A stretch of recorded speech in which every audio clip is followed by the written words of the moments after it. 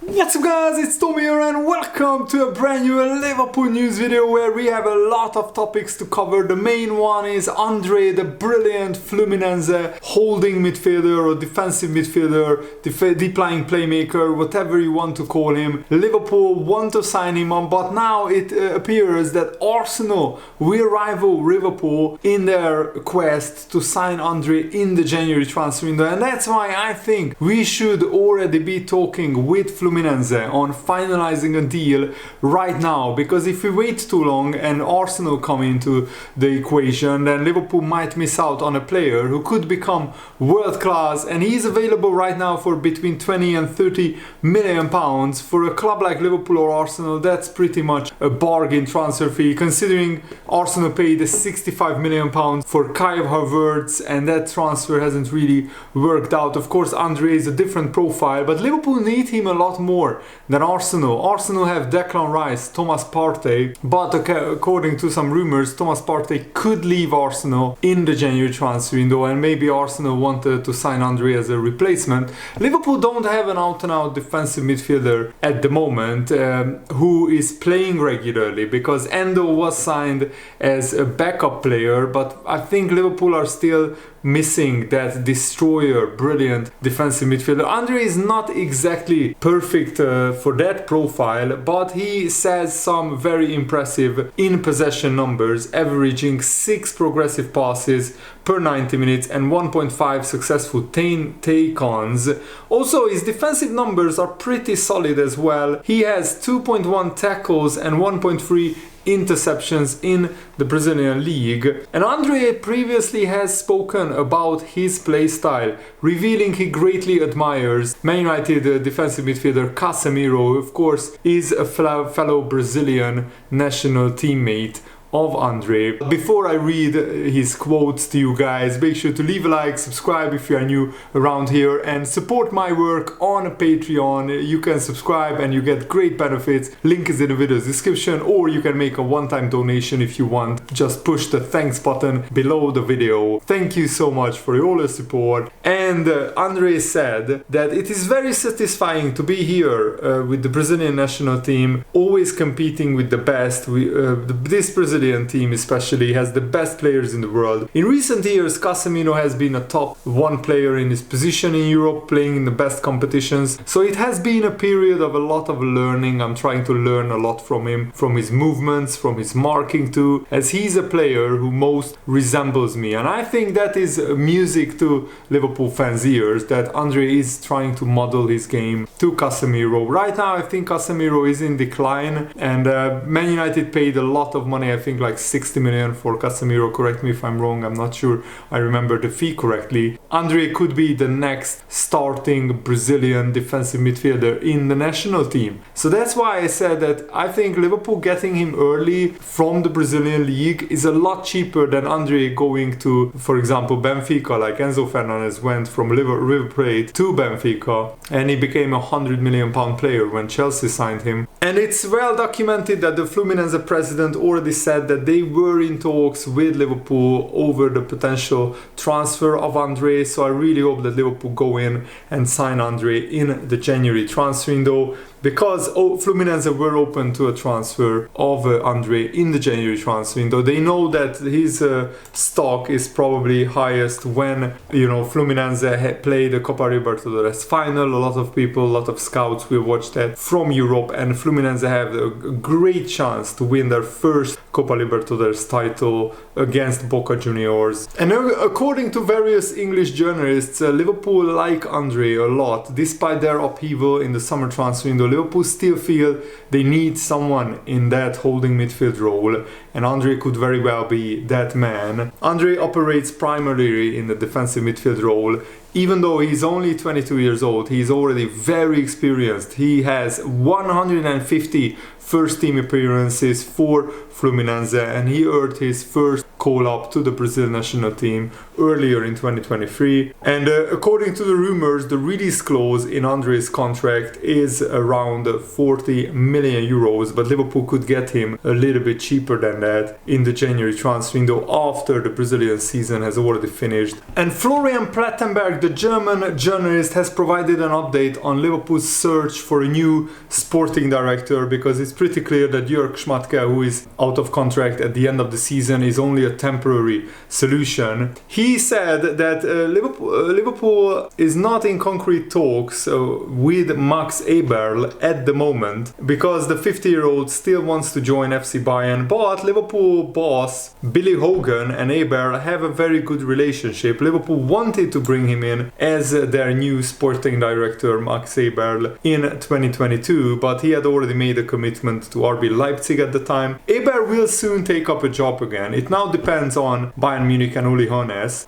Max Eberl used to play for Bayern. Of course, he's German, he has Bayern Munich in his heart, so that's his priority. But if Bayern end up not taking Eberl, then I think Liverpool will be first in line to get him as a new sporting director. And I think he would be an absolute terrific addition to the Liverpool backroom staff, because he's really one of the best sporting directors who is available right now, who is out of the job. And I think the prospect of working with the fellow German Jurgen Klopp will appeal to him a lot. Jurgen Klopp is considered one of the top 3 best managers in the world, alongside Pep Guardiola and Carlo Ancelotti. I think he is the best in the world, because nobody could do on a shoestring budget what he did at Mainz and then what he did to Dortmund. He took over a bankrupt Dortmund pretty much and took them to 2 Bundesliga titles, the Champions League final. And Schmadtke can be pleased with the job he did during the summer. As Liverpool brought in 4 quality midfielders. Of course, it remains to be seen what happens regarding Liverpool's search for a new sporting director. But I think Schmadtke would be very keen and very eager to get some more business done in the January transfer window. And The Athletic's David Ornstein, a very rare respected journalist, has revealed that he does not believe that the wealthy Qatari aristocrats are looking at any other clubs right now for the time being. He was speaking on Rio Ferdinand's show, I think. He said, people have said that Sheikh Yassim should pivot to Liverpool to rub salt in the wounds of Manchester United fans, but I have no knowledge of them going anywhere else, and there are reports from credible journalists. These will be briefings from Sheikh Yassim's camp, that they are not focusing on another club at this point in time, but of course that can change. I think the reason why those briefings is if the deal to get Sir Jim Ratcliffe 25% of Manchester United, if that deal falls through, then Sheikh Yassim will still be interested in buying Manchester United. So unless the takeover completely collapses, they would not come out and publicly say, yes, we are interested in buying Liverpool as well, because that would not sit well with Man United fans. And Fabrizio Romano said something very interesting about Manu Kone's situation. Remember, the holding midfielder was linked with Liverpool in the summer transfer window, but then at the Under-21 European Championships he got injured, so in the end the transfer didn't happen. But Manu Kone is playing regularly for Borussia Mönchengladbach, even though they didn't have the greatest of starts in the Bundesliga. So Fabrizio Romano said Manu Kone could also be a player to watch in January, as it's not true that he has signed a new contract with Gladbach, despite reports elsewhere. Kone's current contract is valid until 2026, but he could leave in 2024. We will have to see what happens though, because at the moment there are no contacts or negotiations ongoing with any other clubs, despite interest in Manu Kone during the summer. Juventus and Liverpool were 2 clubs who considered him as an option, but then did not call again after August. So we will see next year in January what happens, but the player remains open to trying a new experience. His asking price would be around 45 million euros, which is 35 to 40 million pounds, and I think for that price he would be a pretty decent player to get. Of course, he's not probably as big of talent as Ryan Gravenberch, but they are slightly different profiles of players. Gravenberch is more of a box-to-box player, probably his best attributes are going forward, while Manu Kone is great at defending, and of course he can play further up the pitch, but I think his best position is the defensive midfield spot. But I would prefer Andre because, as I said, he's a huge talent, probably the best talent of the Brazilian league when it comes to defensive midfielders right now. So I would love to see Liverpool sign him. Also, let me know, how do you feel ahead of the Merseyside derby? I'm really excited but really nervous for that game as well, because David Coote will be on VAR, who was on VAR when Virgil van Dijk got his leg broken by Pickford and Thiago suffered a serious injury. So Everton hacked our players down, and I really hope that the referees don't keep trying to get revenge on Jurgen Klopp, because the witch hunt that is going on against Liverpool in the Premier League is disgraceful and it should stop. But the PGL are not accountable to anybody, it seems, so I'm worried a little bit. An incredible statistic came out that Mo Salah has scored or assisted 41% of Liverpool's goals since he made his debut for Liverpool in 2017. So Liverpool scored 497, so almost 500 goals, and Salah was involved in 204 of those goals. Absolutely staggering statistic that almost half of Liverpool's goals are either scored or assisted by Mo Salah in that time. And I mean, also, in a little bit over 6 seasons, Salah scored and assisted 204 goals. How batshit crazy is that? Absolutely mind-blowing, insane. And I really hope that Salah stays at Liverpool for many, many years, because he's an absolute legend and there is literally no player in the world who could replicate his numbers and what love he feels for Liverpool FC and the fans. And he's a model professional. I think he could still go on for another 2, 3, 4, 5 years. So if I was Liverpool, I would sit down with Salah and try and negotiate a contract after the January transfer window. And the Mirror newspaper is reporting that Andy Robertson might need surgery on his dislocated shoulder. He dislocated his shoulder in the Spain-Scotland game when the Spain goalkeeper fell on him and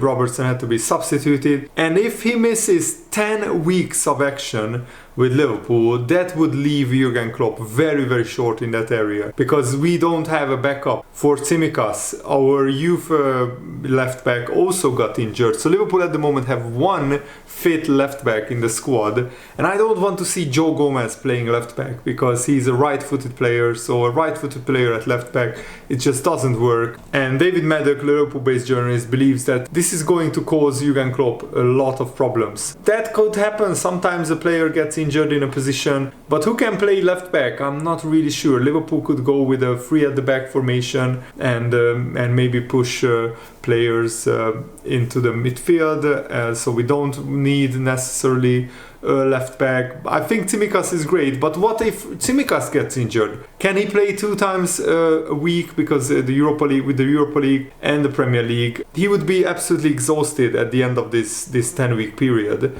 So Liverpool have to figure something out. The January transfer window is still long time away, more than 10 weeks actually. Robertson will be back before the January transfer window. Also, there is now a little bit of doubt whether Darwin Núñez would be able to start the game against Everton, and that's what the problem is with the international break. And we have a lot of South American players that we get the lunchtime early kickoff on Saturday always more than twice as much as any other team. That is not a coincidence. The Premier League and the English broadcasters are trying to hurt Liverpool on purpose, because now Luis Diaz, Darwin Núñez, McAllister and Alisson have to fly back on a 12-13 hour flight with jet lag and adjusting to new time zones.